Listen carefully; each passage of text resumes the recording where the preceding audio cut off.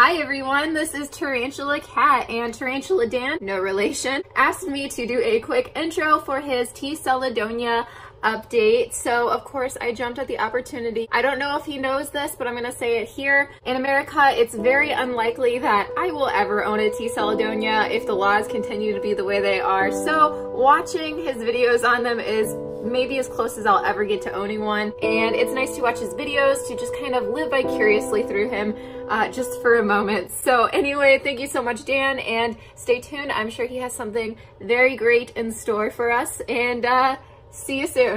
Hey everyone, TarantulaDan here. I hope you're doing well today. So we're going to get straight into it.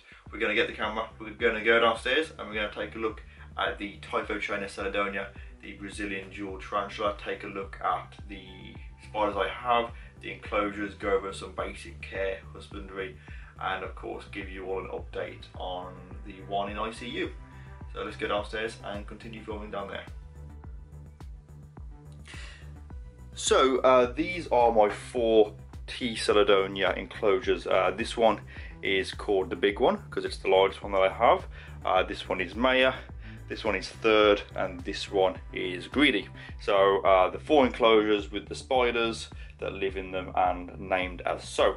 We're going to begin by taking a look at this one. This one is, as I said, the big one, and this one kind of irritates me, and we'll have a look why right now. So taking a look inside the enclosure, you can see that I've sort of got this all done fairly nice, I think. Obviously plenty of substrate, so if it does want to do a bit of burrowing, it can. I know they are arboreal, so there's obviously the cork up here for it to create its arboreal trapdoors on, the 3 different types of air plants in there for decoration, and also to provide fresh oxygen, which will be good for the spider. And it's a 25 centimeter cubed enclosure that I got from the spider shop. And anyone want to guess where the spider is?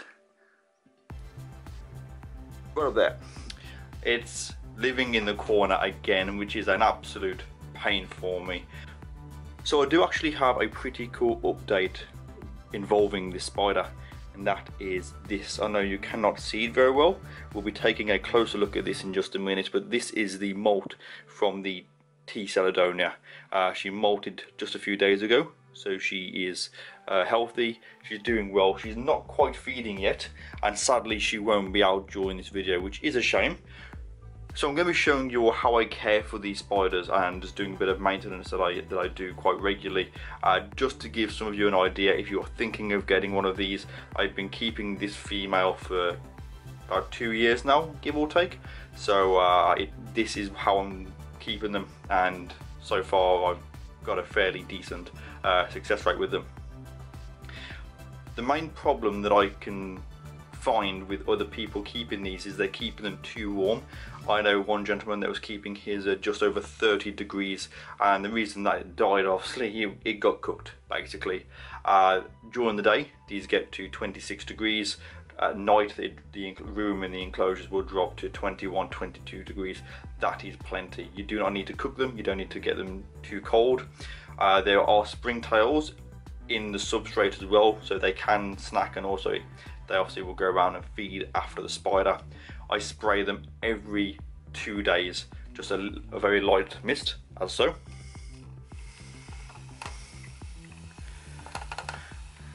This is not tap water, and I spray it over the cork and obviously over the plants as well. I do get bits on the glass, but I try not to.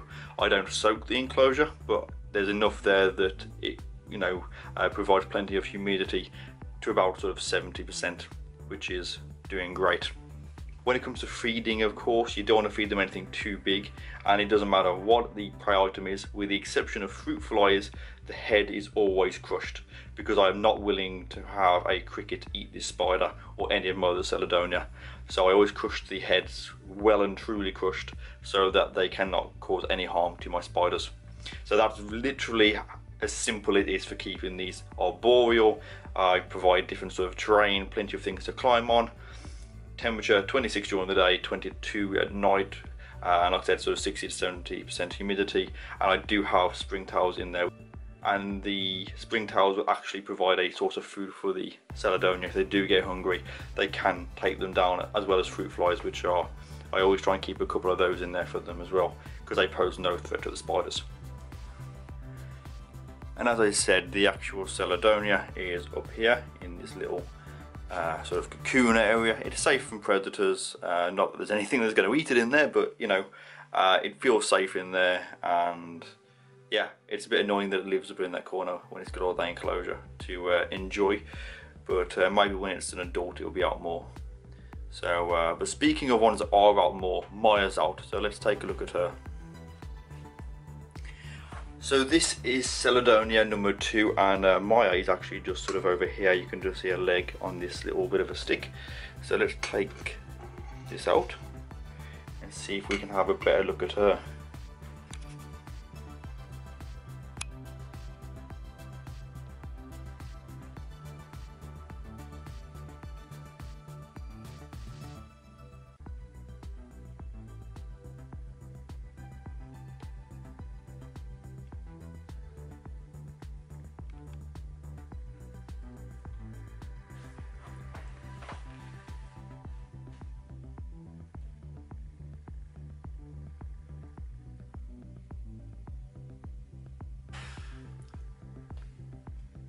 It's not going to be ideal taking a look at this spider through the glass, but it's still shining. You can still see the colours and the markings, and hopefully you can see why they are so valuable and why they're so sought after.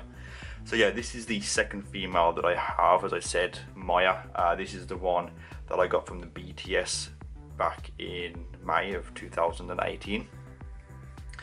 And yeah, she's actually, I believe, is due to moult. She stopped feeding and is not doing as well with climbing, so I have a feeling that she's going to be getting ready to molt, so it'd be pretty good to do an update video on her at some point in the near future. But yeah, she's just, you can see she's just having a bit of a dig.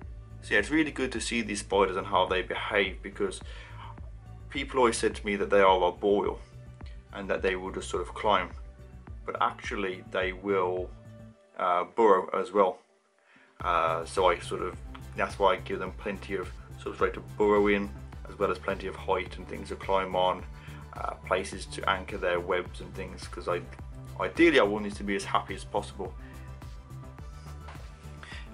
in my care. You can just see it having a good drink there as well.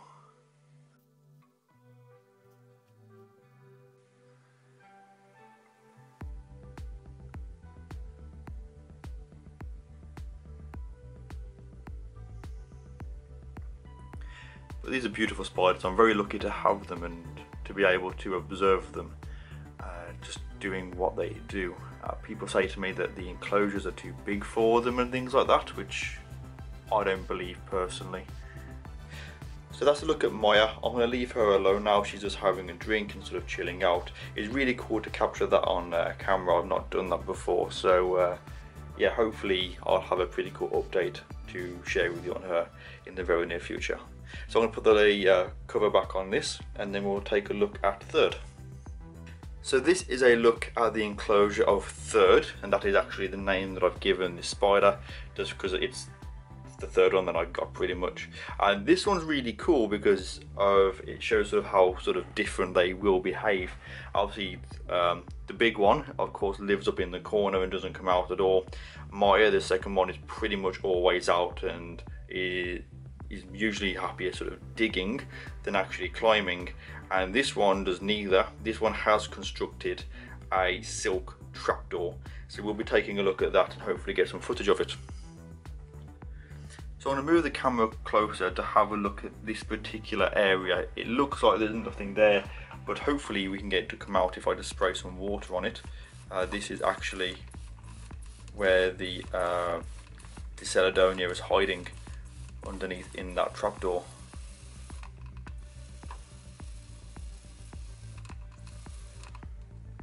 So Third isn't going to come out, so what I'm going to do is I'm going to try and open the actual trapdoor and try and show you this. So if you've never seen this before, please hit the like button, so I know that I've taught you or sort of shown you something new, I guess. So I'm using a knife because it's obviously sharp, not to damage the spider, but so I can get it under the flap.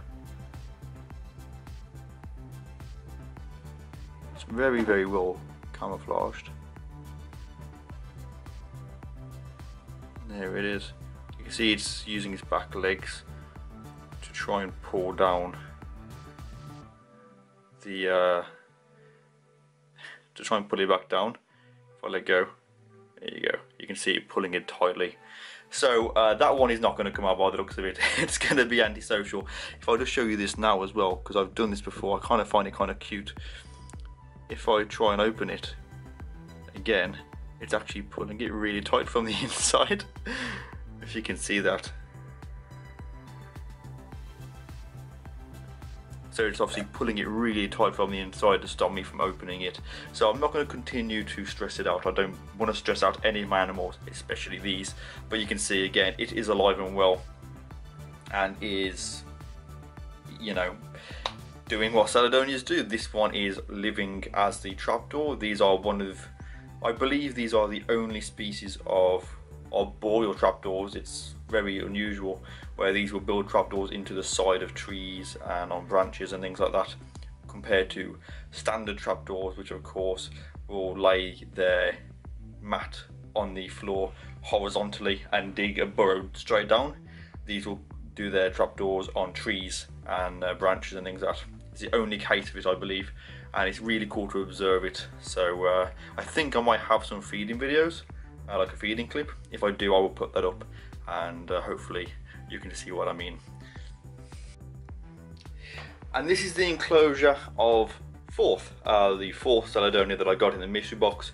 The spider that was not doing very well in a recent video, and sadly the T Seladonia that did unfortunately die. So this particular Seladonia, I'm not going to show you. I kept it, I put it into an ICU to try and help it. It died, and it's not really fit for viewing, unfortunately. Obviously, you know, the moisture in the ICU got to it, and it's not looking, you know, it's sort of got a bit of, it's not very pretty. You get the idea if you keep spiders. So yeah, it's a shame because this is the most recent one that I got. So I've had, as I say, I had the big one for sort of 2 years now. I got Maya at the BTS in May. I got third at the Eastern Invertebrate Show, and I got this one in the £1,000 mystery box, but sadly it did die. So I'm not sure why. I guess that's just one of those things that, you know, you'll always get weaker ones that will sadly, you know, not make it. So, but I'm still lucky. I have 2 females, and the third is actually unsexed, so it's not the end of the world. I actually know a few other people that have got Seladonia now in the UK. So, you know, for example, a guy I know called Charlie, really nice, friendly guy who I've met several times at shows. He's got one.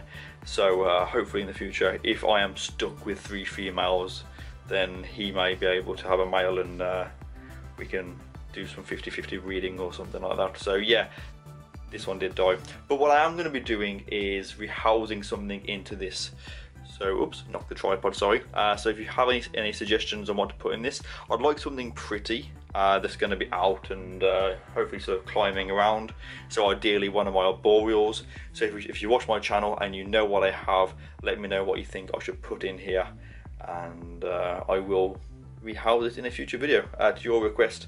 And whichever spider that I put in there, whoever picked it, I will give you a shout out as well. So that's a look at my 3 remaining T Seladonia. The other 3 are very healthy and are all doing very well. I don't know what happened with the 4th one. One of those things, I guess. I still have 3 more, so it's not the end of the world. Very quickly, I'd like to mention as well, if you are a subscriber of Exotics there, you may have seen his recent video, if it's up yet, which it should be at this point, where he actually contacted me on New Year's Eve. I was actually out at the time, and he messaged me on Facebook and sort of said that he wanted to use some of my footage of my Seladonia for one of his videos. So I'll put a link to that in the description if you'd like to go and check it out. To see one of my spiders on his channel, you should do that. It's only very briefly, I believe, but still I thought it's pretty cool to have one of my clips on his channel, so you should go and check it out. But this video isn't done yet. Of course, I do have the moult. So what I'm going to do is I'm going to go upstairs and I'm going to take a look at it through a microscope and see if we can have a better look at it and see how it looks. I figured that'd be something pretty different and might be somewhat enjoyable as well. So we're going to go upstairs to the studio area and continue the video up there. Okay then, so I have my microscope here connected to my laptop, which is actually connected to my TV. It's bigger and basically clearer for me. And of course, with this, I can actually record whatever is on this, so which I'll put some footage up on the screen so you can see what it is that I'm doing. So what I'm going to do is I'm going to take the Seladonia moult very, very carefully and just pop that underneath. So what we're looking at here on the screen is actually the fangs of the Cydonia. As you can see, they are sort of pointing up towards the top right. I'm not going to try and extend them out because of how small they are. We'll go down to the underside of the carapace, which is here. You can see all the teeth inside our head there.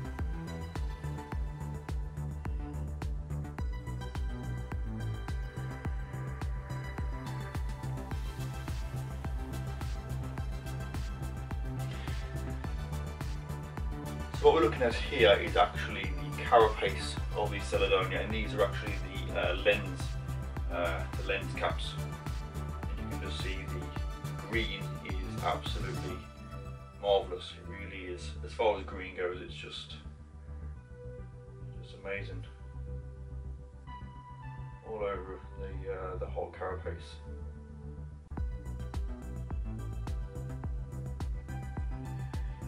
There's another image of the lens there. You can see it almost looks like they have like proper pupils.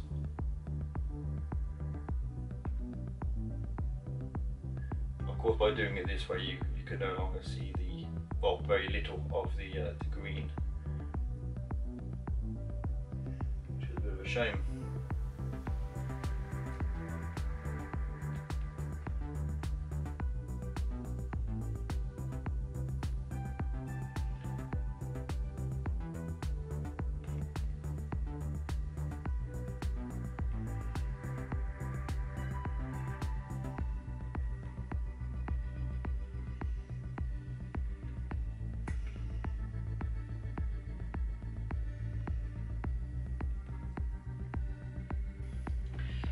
This is the lens magnified even closer.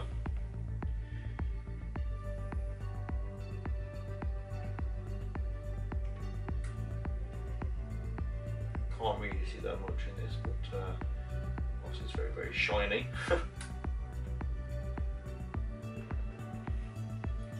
Okay then everyone, so what I've done is I have got the carapace of the Cydonia, removed it from the mould, placed it onto a glass slide, and I've actually put a piece of plastic over the top of it to flatten it out completely.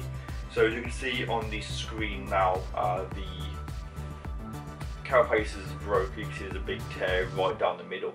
You can see obviously the 4 lenses on the one side, and then you can just see the other 4 on the other. So, and this lens in the middle with the what looks like a pupil is the one I'm going to be focusing on for this part of the video. I won't do a full look at the whole moult, but I thought it would be pretty cool to just take a bit of a look at it and just sort of show you what I would like to do with more moults in the future and take a look at spiders under the microscope. So this is at 4 times magnification, zoomed in, fairly decent focus. You can see this is what the moult looks like in terms of the colours that are actually visible on the carapace itself, and so that's without, which is no good. So but yeah, this is obviously with the top and bottom light shining, so you can have a look at the carapace. We're going to switch now from a 4 times magnification to 10 times, and then of course bring it closer so you can have a better look at it. Go. So again, you can see the lens there, and you can also see obviously a couple of the hairs in fairly decent clarity, and also all of the teeny tiny little hairs that are sort of surrounding the lens. It's still not perfectly clear, but you can see where they are. The brown, what looks like the brown around it, is obviously all the finite hairs. And now we're going to zoom up to 40 times magnification. So I'm going to just zoom out for a minute. So I can adjust the microscope, and I'm going to zoom right into the lens. We should be getting close now. We should have, it's starting to come into focus now. There we go. So I think that is probably the closest that I can get to it. So bearing in mind the actual carapace of this spider at the moment is maybe about 3 millimeters across. So I mean the space between these lenses is a fraction of a millimeter. So to get this kind of an image is still pretty good. I would like to invest in a much better telescope in the future, but for now this one is fine for, you know, it's perfect for sort of sexing moults, and it's just cool to have a look at these things underneath. So yeah, this is just a very quick look at the Seladonia under the microscope. If you're interested in me doing a full video to take a look at the whole of the Cydonia, then let me know in the comments below. And if enough people are interested in me doing a whole video like this, then I'll be more than happy to do so. I love doing this. I think it's fascinating. I do it with pretty much every single one of the moults, either for sexting or just to have a look at the actual moults. It's always fascinating. So yeah, this has been quite a fun part to do in this video, and it's something a little bit different that I have not seen other YouTubers do. This might inspire some people to go and try it, and if you do have a laptop and a microscope and obviously some tarantulas, I would really recommend doing this. You can learn a lot, and it's just fascinating, especially when people are here and they can have a look and, you know, sort of have control over where the microscope goes to look at them. It's really, really fascinating, and I think a lot of people would enjoy it. So here's something else very quickly, just for a little bit of fun. What I'm going to do on screen is I'm going to take a photo of that lens, which I'll put a picture of it here. It's not the best image, but it's something a little bit different that will hopefully spark a bit of curiosity in my audience on Instagram. If you have Instagram, you can follow me at TarantulaDan. I'll be posting this picture up on my Instagram, and the first person to correctly guess what it is and from what species will get a shout out in the next video that I upload. So congratulations to whoever that was, and yeah, let's continue. So I hope you all enjoyed today's video. It's been a video that I've been meaning to do for quite a long time, but with Christmas and things I kept putting it back and back and back, and then obviously with the spider going into ICU I wanted to see how it was, which of course is not the result that I wanted, but as part of being in the hobby, I guess it is. You do have little ups and downs, shall we say. So yeah, I hope it's been informative for some of you, at least as far as the basic husbandry and basic care. If you are interested in getting one of these spiders, I would highly recommend doing so. They are very expensive, so I wouldn't advise them for new keepers, but if you've been keeping tarantulas for a while, I would definitely recommend them, and hopefully in a few years they will be a lot more common, and you know, hopefully everyone can have one in the future. So as always, thank you for watching my videos. Of course, please don't forget to subscribe if you aren't already, and hit the bell notification so that you don't miss my future uploads. Like, leave a comment, and feel free to share this or another one of my videos if you enjoyed it. It does really help me out, and if you are able to do so and you would like to do so, I do also have a Patreon, so you can support me there as well if you would like to. And with that said, everyone, thank you very much for your time. Take care, and I'll see you soon in the video. Bye from everyone.